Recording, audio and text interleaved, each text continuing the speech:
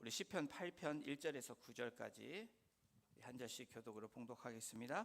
제가 갖고 있는 구약성경 808페이지입니다.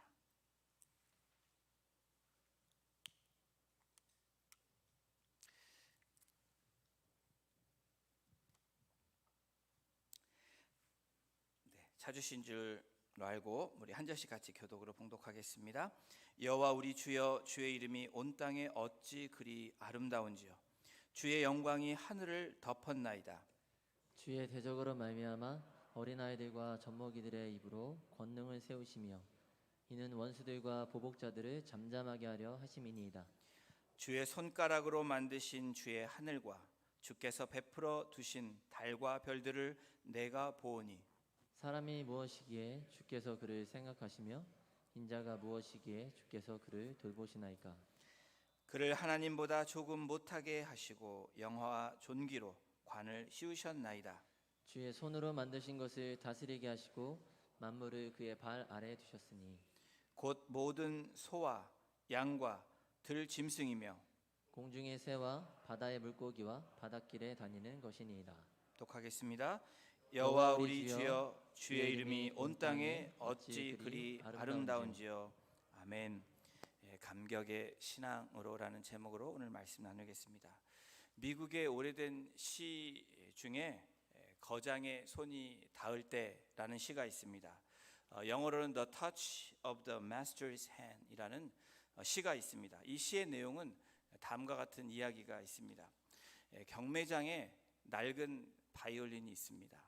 그래서 경매를 붙여서 이 바이올린의 가격을 매깁니다. 3불까지 오래된 시겠죠. 그러니까 3불이라면 바이올린 3불이라면 요즘 가치로 환산할 수 없는데 그 당시에 3불 가격이었다고 합니다. 부르는 사람이 있었고 더 이상 가격이 올라가지 않았습니다. 이때 한 노인이 나타나서 그 바이올린을 만지고 또 먼지를 털고 마치 보물을 다루듯 잘 손수건을 꺼내서 구석구석 닦기 시작합니다. 그리고 현들을 조여서 음정을 잡고 바로 연주를 시작했습니다. 그 노인의 연주를 듣고 거기에 참석한 청중들은 황홀에 빠졌습니다. 한 곡을 끝내고 노인은 감회 깊은 그 심정으로 이렇게 중얼거렸습니다. 잘 있었느냐 내 아들아, 40년 만에 너를 만졌구나 라고 이야기를 했습니다. 그리고 다시 연주를 시작했습니다. 이 시의 마지막 부분은 이렇게 끝나고 있습니다. 사람들은 박수를 치고 더러는 울었습니다. 어떻게 된 일이죠? 어떻게 된 일이요? 무엇이 바이올린 값을 올렸소? 누군가가 외쳤습니다. 거장의 손이 닿았기 때문이 아니요 라고 마무리가 되고 있습니다. 경매는 활기를 띠어서 3불까지 밖에 올라가지 않았던 바이올린이 3,000불까지 오르는 그러한 이야기로 마무리됩니다. 이 시는 하나의 신앙시로 우리가 생각해 볼 수 있습니다. 누더기가 된 인간, 별 볼 일 없었던 우리를 주님의 보혈의 피로 그렇게 우리를 살리시고 또 주님이 마스터이신 하나님이 우리를 만지심으로 새로운 가치가 부여되게 된 저와 여러분들, 그 우리의 모습을 어쩌면 이 시로 잘 나타내고 있다라고 생각을 합니다. 이 거장의 손길에 나를 맡기는 것, 마치 바이올린이 이 노인의 손에 다듬어지고 맡겨져서 아름다운 소리를 낸 것처럼 거장의 손길에, 그 마스터의 주인의 손길에 맡기는 그런 삶이 될 때 그것을 우리는 신앙이라고 말할 수 있습니다. 여러분들 다이아몬드 좋아하십니까? 네, 정말 이렇게 반응이 빨리 오신 분 있어요. 좋아하신다고 고개를 끄덕이시는 분이 있는데 대부분 남자들은 잘 몰라도 여성분들은 다이아몬드를 싫어하시는 분은 아무도 없을 것이라고 생각합니다. 다이아몬드 싫으십니까? 네, 아니시죠? 예, 누군가가 여러분들에게 다이아몬드를 준다면 땡큐죠. 네, 너무 감사하다고 생각하실 것입니다. 예, 근데 이 다이아몬드를 크게 4개의 부분으로 나누어서 가치를 매긴다고 합니다. 4C라고 얘기해요. 여러분 다이아몬드를 좋아하시는 여성분들이라면 웬만큼 아실 수 있습니다. 첫 번째가 뭐죠? 뭐니 해도 사이즈가 커야 돼요. 그렇죠? 몇 캐럿 받았어요. 캐럿이라는 이 사이즈입니다. 그리고 두 번째는 뭐죠? 네? 컬러, 색깔입니다. 우리 여기 박 집사님이 주얼리 샵을 오랫동안 하셔서 더 잘하실 거예요. 그리고 그 다음은 뭡니까? 어떻게 컷했냐입니다. 컷입니다. 이 모양. 그리고 또 한 가지는 클래리티, 이 순결성. 거기에 불순물이 얼마나 안 들어가고 깨끗하냐에 따라서 다이아몬드의 값이 매겨진다고 합니다. 여러분들 뭐 다이아몬드 다 있으시다고 생각합니다. 또 있으셔서 나중에 자녀들에게 물려주시려고 하시는 분들도 계실 것입니다.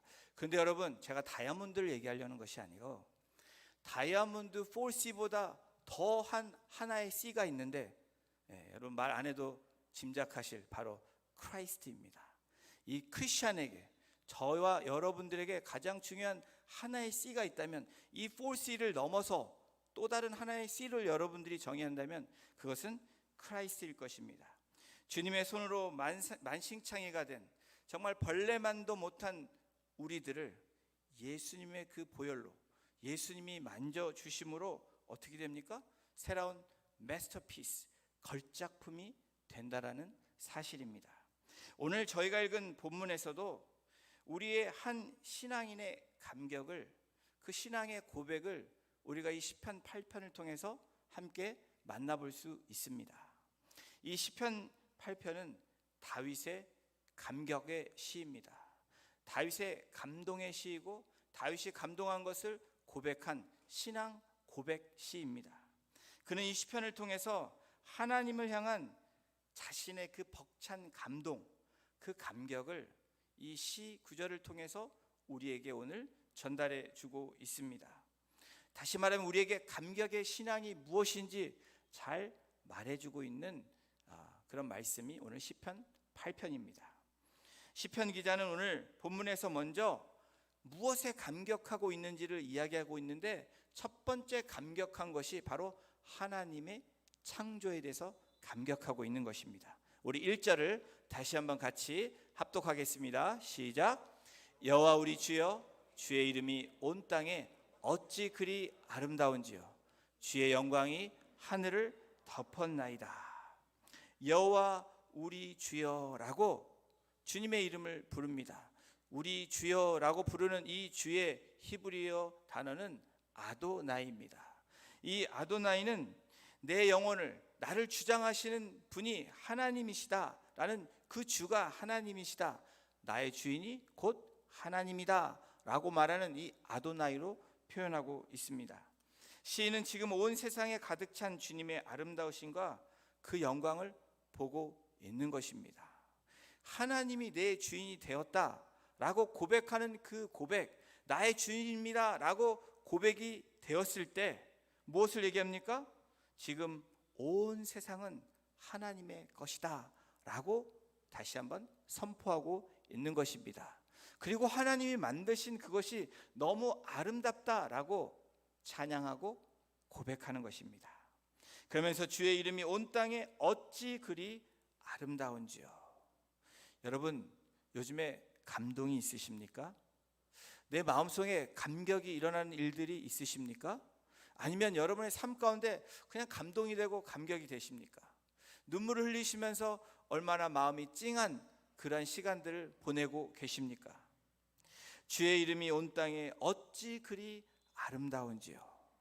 이 다윗의 이 고백은 정말 뭔가가 잘 되고 좋았을 때 고백했던 고백이 아니라는 것입니다. 하나님이 나를 부르시고 나를 만드시고 나를 인도하신 그 하나님 앞에 온 땅이 어찌 그리 아름다운지요. 설령 어떠한 일이 벌어지고 있을지라도 하나님을 보면서 그것을 찬양하고 있는 고백입니다. 어느 신인 미술인의 전시장에 사람들의 작품을 보기 위해서 사람들이 몰려들었습니다. 신이다 보니 많은 사람들이 칭찬하는 것보다는 여러 가지 평가를 하기 시작합니다. 신인들의 작품을 보면서 구성이 좀 잘못됐다느니, 아니면 이 명암 처리, 이 어둠과 밝음의 빛의 명암 처리가 좀 잘못되었다더니, 또 어쩌면 이 그림을 보면 주제 설정이 좀 안 맞는 것 같다는 등등 여러 가지 비판을 늘어놓기 시작했습니다. 그러나 잠시 후에 한 여인이 미술관에 들어옵니다. 그림 한 점 한 점 앞에서 그 여인은 눈물을 흘리기 시작합니다. 다른 사람과 너무나 대조되는 모습을 이 여인이 행동으로 보여주고 있는 것입니다. 그 사람은 다른 사람이 아닌 바로 젊은 미술인을 어렵게 키우고 도움을 준 바로 어머니였습니다. 사랑하는 아들의 그림 한 점 한 점을 눈물 없이 그냥 볼 수 없었던 것입니다. 하나님을 사랑하는 사람은, 나를 만드신 나의 주인 되신 하나님을 사랑하는 사람은 하나님의 지으신 이 세계, 하나님이 지은 모든 창조물들을 보면서 감격해야 되는 모습이 바로 저와 여러분들의 모습이라고 생각을 합니다. 그 어느 곳을 가도, 그 어떤 것을 봐도 하나님의 숨결을 느낄 수 있어야 되고, 그 아름다운 솜씨에 감탄해야 되는 것이 바로 하나님께 지음받은 하나님의 사람들의 모습이라는 것입니다. 또한 시인은 지금 무엇을 보고 있는지 우리 3절을 함께 보십니다. 3절을 함께 읽겠습니다. 시작. 주의 손가락으로 만드신 주의 하늘과 주께서 베풀어 두신 달과 별들을 내가 보니. 무엇을 본다고 얘기합니까? 주의 손가락으로 만드신 주의 하늘을 보고 있습니다. 주께서 베풀어 두신 달과 별을 보고 있다라고 이야기합니다. 이 다윗의 고백은 목동 시절의 다윗의 모습을 잘 그려볼 수 있습니다. 목동이었던 다년간의 목자 생활을 통해서 밤마다 달을 보고 별을 보고 하늘을 보았을 것입니다. 그것을 관찰하면서 신앙적인 차원을 통해서 하나님의 그 아름다운 그 솜씨를 보면서 하나님이 만드신 것에 감탄하고 고백한 다윗의 고백. 여러분, 하나님의 은혜를 경험하는 사람은 모두가 시인이 될 수 있다라는 것입니다. 여러분 동의하십니까? 여러분, 나는 시를 절대 못 써요. 아닙니다. 여러분의 나오는 고백이 하나님의 은혜, 사랑, 내가 이런 존재구나 라고 고백되어지고, 여러분이 감격되어지고 감동되어질 때 여러분이 입에서 나오는, 마음에서 나오는 이 언어는 바로 시고 다른 사람에게 감동을 줄 수 있는 언어가 될 줄로 믿습니다. 다윗은 주의 손가락으로 천지를 만드셨다는 표현을 합니다. 이 하나님의 광대하심을 은연중에 나타내고 있습니다.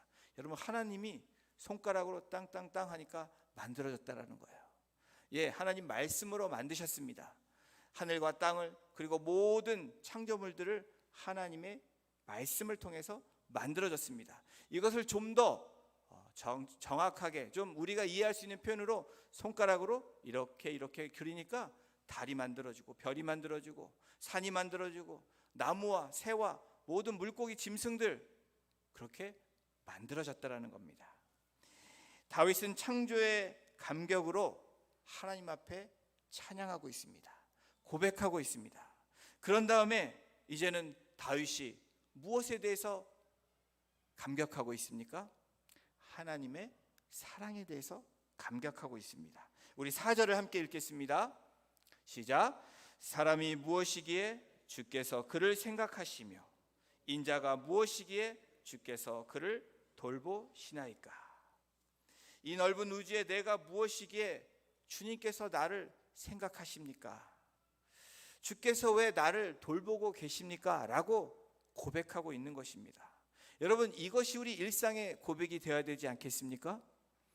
오늘 저와 여러분들이 하나님의 사랑과 하나님의 은혜로 오늘 우리가 이 자리에 있다라고 인사하시고 고백하시고 함께 나누셨습니다. 이것은 무엇을 의미합니까?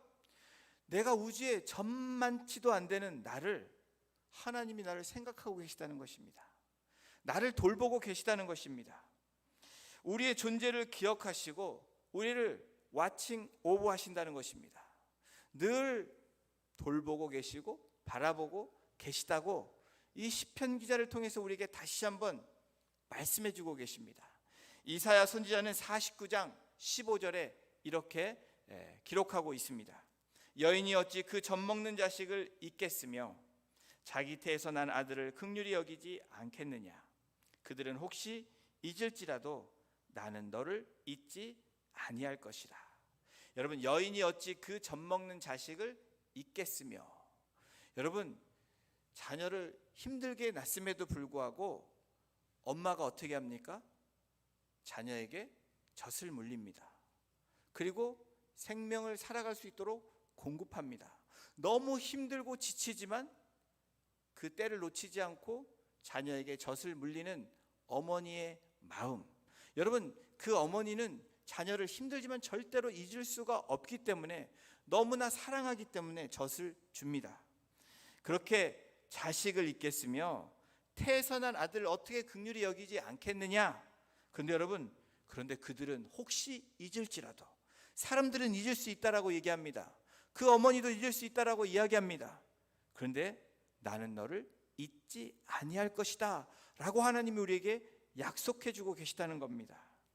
계속해서 16절에, 이사야 49장 16절에 무엇라고 얘기합니까? 잊지 아니하실 것이라 라고 얘기하면서 그 다음에 내가 너를 내 손바닥에 새겼고, 하나님이 잊지 않는 방법은 하나님의 손에 새겼다라는 겁니다. 여러분, 우리 어렸을 때도 보면 우리가 어디에다 메모를 합니까? 손바닥에 메모하는 사람들을 많이 볼 겁니다. 지워지는데도 메모를 합니다. 이 손바닥에 메모를 했다. 왜 그렇습니까? 가장 빨리 볼 수 있고 기억하기 쉬워서 손바닥에 메모를 하는 것입니다. 하나님의 손에 하나님께서 우리의 이름을 새겨 놓았다. 여러분, 절대로 지워지지 않는 하나님의 손바닥에, 그리고 하나님께서 우리를 기억하시기 위해서 그 손에 이름을 새겨 놓았다라고 시편 기자는 우리에게 아주 잘 설명을 하고 있습니다. 아니, 이사야 선지자는 그렇게 설명을 하고 있습니다. 손바닥에 새기면서까지 나를 잊지 않겠다고 하시는 그 하나님의 약속의 말씀을 우리에게 제시해주고 있는 것입니다. 왜 그렇게 말하고 있습니까? 왜 그렇게 하나님은 이사야 선지자를 통해서 그렇게 우리에게 말씀하고 있습니까? 단 한 가지 때문입니다. 우리를 사랑하기 때문에 그렇습니다. 저와 여러분들을 사랑하기 때문에, 사랑하면 잊을 수 없기 때문에.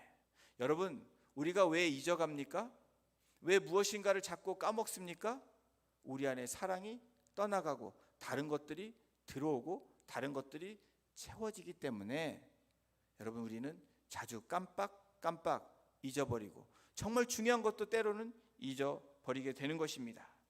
그런데 하나님은 저와 여러분들의 이름을 잊지 않겠다고 하십니다. 여러분들 이름을 개명을 해도 잊지 않겠다라는 거예요. 이름 바꾸셔도, 한국 이름에서 영어 이름으로 바꿔도 여러분을 잊지 않겠다라는 것입니다. 왜냐하면 하나님의 손바닥에 그 이름이 새겨진 존재이기 때문에, 누구보다도 여러분들을 잘 알고 계시는 여러분의 마스터이시기 때문에, 창조주이시기 때문에 절대로 잊을 수 없다라고 말씀하는 것입니다. 사도 바울도 이 사랑을 깨달았기 때문에 자기는 참으로, 여러분, 뭐라고 얘기합니까? 가장 못난 사람이라고 이야기합니다. 세상으로 볼 때는 너무나 잘난 사람이지만 하나님 앞에 설 때 그 은혜를 경험하고 그 구원의 역사를 경험한 사도 바울의 고백은 괴수 중에 괴수라고 얘기합니다. 못난이 중에 못난이라고 이야기를 합니다.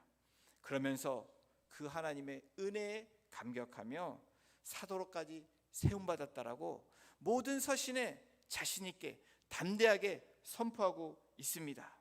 그래서 남보다 나는 더 많은 사랑을 받았기에 나는 복음의 빚진 자라고 이야기하며 그의 삶을 하나님께 드렸던 그 사실을 우리는 성경에서, 이 서신서에서 사도 바울의 고백을 통해서 우리가 경험할 수 있습니다. 내가 무엇이간데 주님이 나를 이토록 살아가십니까?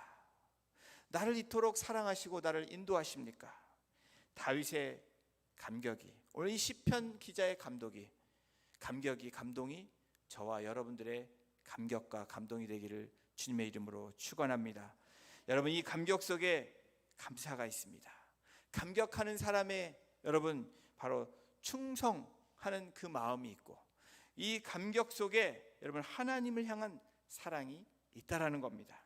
이 감격을 잃을 때 주님을 향한 사랑과 주님을 향한 충성과 또 주님을 향한 감사도 희미해질 수밖에 없다라는 걸 또한 말하고 있는 것입니다.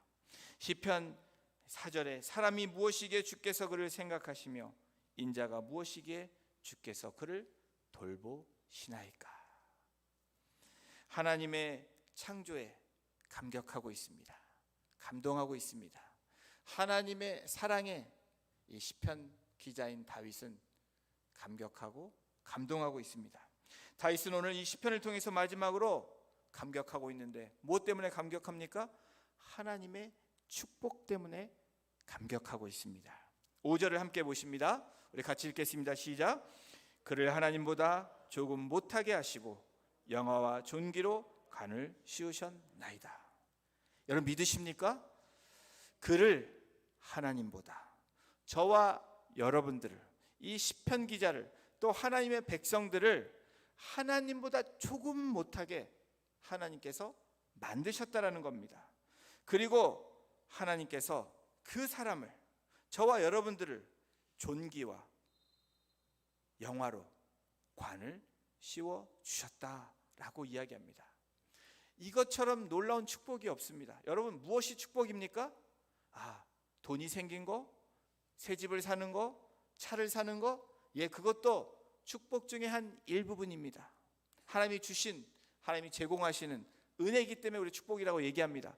그러나 가장 큰 축복은 무엇이라고 시편 기자는 얘기합니까? 하나님께서 하나님의 영광으로, 하나님의 존귀함으로 우리에게 관을 씌워주셨다. 이것은 무엇입니까?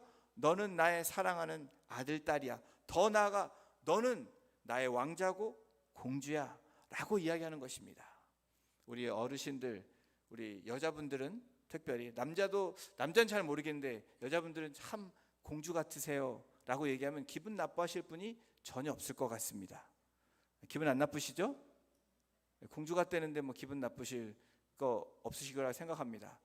그런 차원에서 여러분 옆에 계신 분들한테 여자분이 남자분한테 얘기할 때는 참 왕자 같으십니다 라고 얘기해요. 여러분 때로는 왼수 같을지라도 오늘은 그렇게 표현을 하시면 좋겠습니다. 옆에 계신 분들한테 이렇게 인사하십시오. 축복하십시오. 참 공주 같습니다. 왕자 같습니다. 우리 한번 축복하는 시간 갖겠습니다.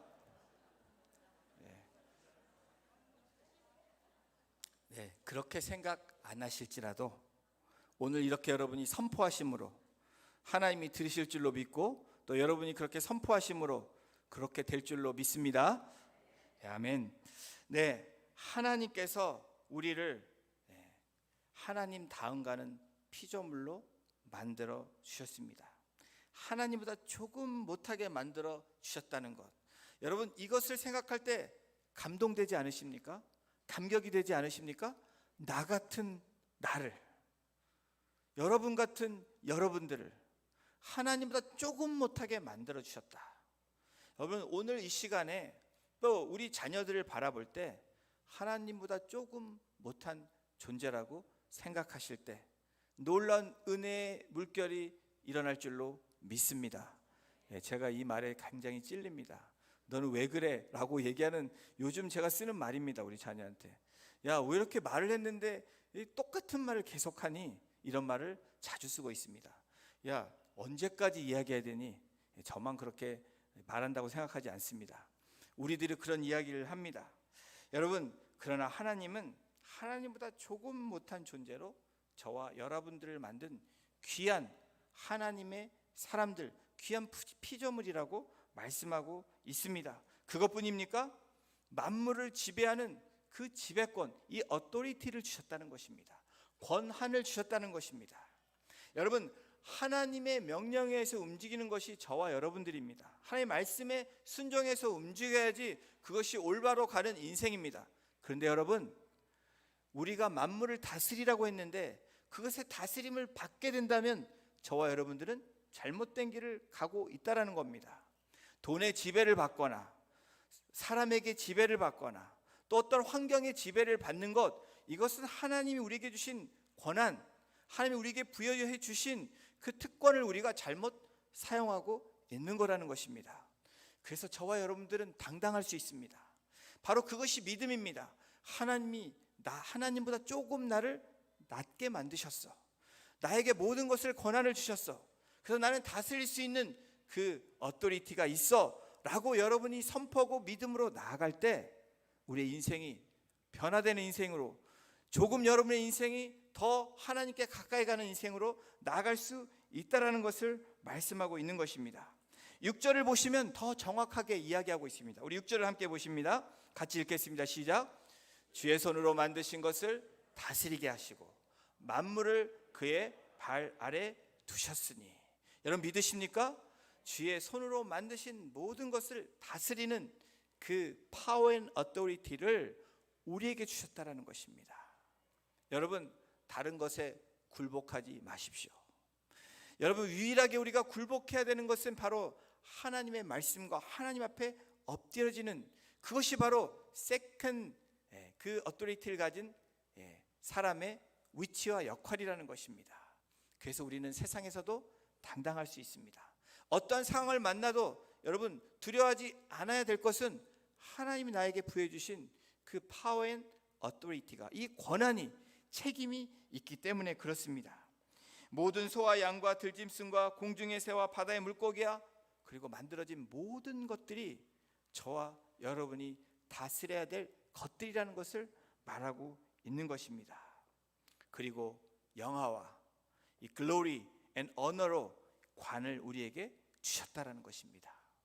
여러분 우리가 천국에 가면 어떤 관을 쓸까요?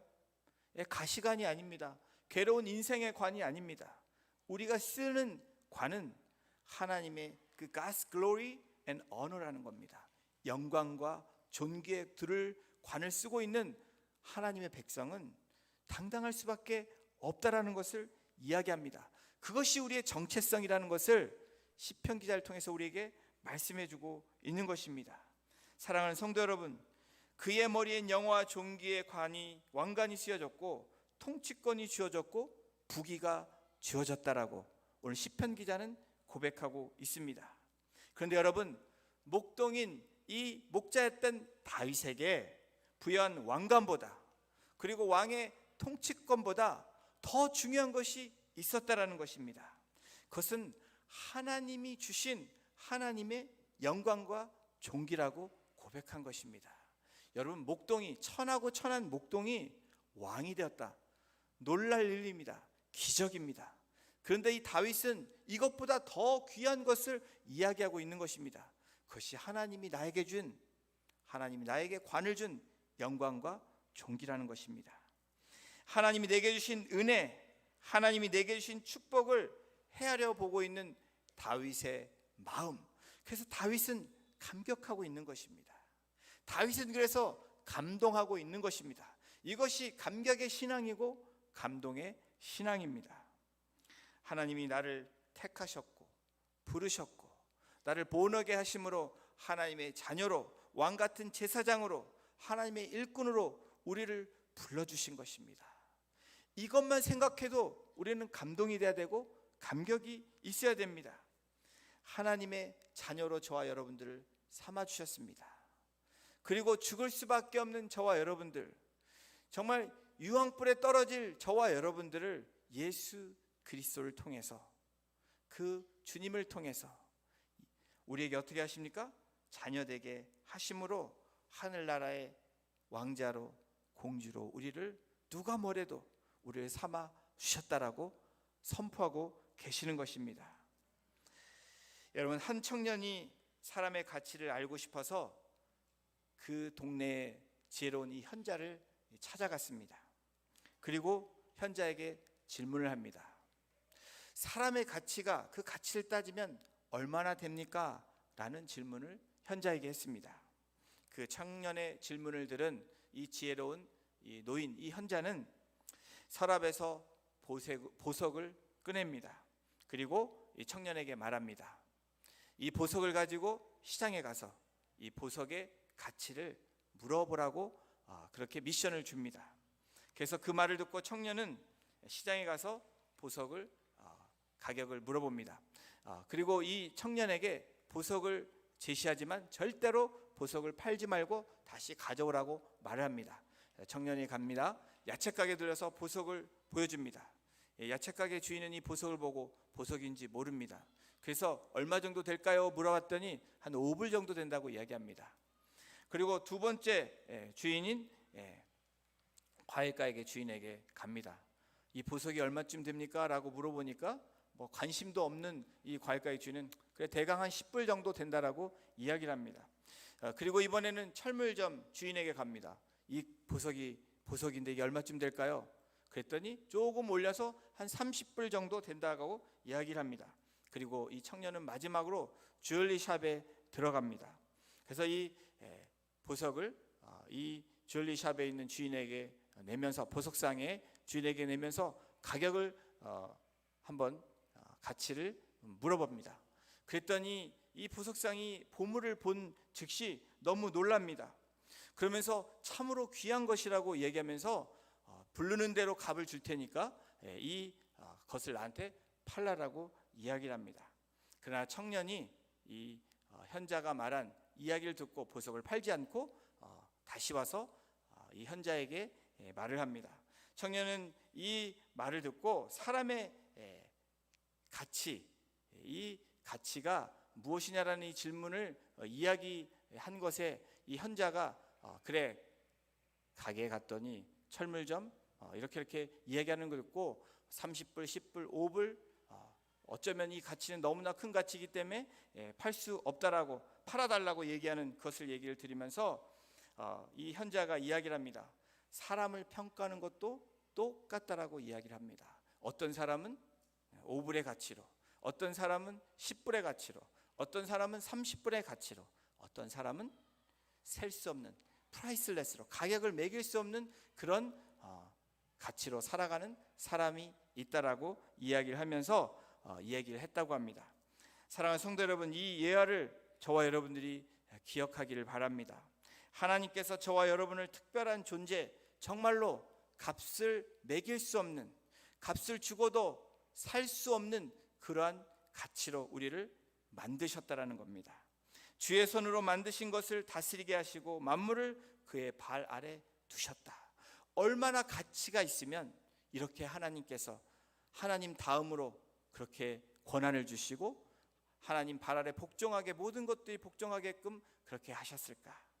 이것은 하나님의 놀라운 은혜가 아니면, 하나님의 놀라운 사랑이 아니면, 하나님의 놀라운 축복이 아니면 이렇게 될 수 없다라는 것을 시편 기자는 이야기하고 있는 것입니다. 더욱 놀라운 것은 여러분 무엇입니까? 이것이 우리가 사는 이 땅에서 끝나는 것이 아니라는 겁니다. 이 땅에서도 그렇게 존귀한 자로 우리를 삼아주시고 불러주셨는데 더 중요한 것, 더 놀란 것은 영원한 세계에서 더 큰 영광으로 살아가는 자라는 것을 우리에게 말씀하고 있다는 것입니다. 여기에 사실 더 큰 감격이 있어야 되고 감동이 있어야 됩니다. 사랑하는 성도 여러분, 우리의 삶이 때로는 어렵습니다. 내가 생각하지 않은 장애물들이 있습니다. 관계 때문에, 또 생각지 않은 어려운 일들이 나에게 다가올 때, 또 자녀 때문에, 가정에 일어나는 우리 어떤 부부 관계 때문에, 여러 가지 우리의 포함된 여러 문제들 때문에 우리는 실망하고 낙심하고 때로는 좌절할 때도 있습니다. 그러나 여러분, 더 중요한 것은 하나님이 나를 어떻게 만드시고 어떻게 여기시느냐가 중요하다는 것입니다. 5불짜리, 10불짜리, 30불짜리, 몇천 불짜리의 인생이 아닌 값으로 매길 수 없는 가장 가치 있는 존재들이 저와 여러분들이라고 말씀하는 것입니다. 우리가 예수 안에 누리는 현재의 기쁨, 감격도 너무나 중요합니다. 그러나 더 중요한 것은 장차 우리가 들어갈 영원한 나라에 우리가 누리게 될 영광과 존귀와 기쁨을 우리가 생각하고 그것을 믿고 나아간다면 여러분, 이 세상에 살아가는 것이 정말 살만 날 것입니다. 우리 이 땅에 존재하는 이 시간에 제한된 사람들이 아니라 영원한 나라에 우리의 영원한 삶으로 살아가는 존재들이라는 것을 믿는 저와 여러분이 되기를 주님의 이름으로 축원합니다. 나를 향한 이 엄청난 하나님의 사랑, 그 큰 축복에 저와 여러분들은 감격해야 됩니다. 1808년 제가 이 예화를 한번 말씀드린 적이 있는 것 같습니다. 비엔나에서 오라토리오 천지창조가 연주되었습니다. 그곳에서 그 작곡가인 하이든이 참석했습니다. 이미 노령이 되어 있는 그 나이에 몹시 힘들고 의자도 당길 힘이 없는 그런 하이든이지만 연주가 끝날 때까지 연주를 감상하고 있었습니다. 그런데 이 연주가 끝나고 난 다음에 이 청중들은 기립하여 환호와 갈채를 보냈습니다. 그리고 그곳에 앉아있던 작곡가인 이 하이든에게 기립박수로 또한 갈채를 보냈습니다.